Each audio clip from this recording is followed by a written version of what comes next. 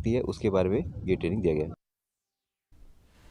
A mock drill was held on Tuesday across a number of health facilities in Meghalaya to ensure their readiness to deal with any eventuality related to COVID-19. The focus of the mock drill was on availability of health facilities, bed capacities, optimal availability of human resources including doctors, nurses and paramedics, availability of advanced and basic life support ambulances, testing capacities and medical oxygen. The drill was held under the guidance of the respective deputy commissioners in close consultation with officials of the health department. Only thing I would advise the public is come early to the hospital and then don't delay testing. Test early testing, early follow-up, early treatment. That is a must, I think.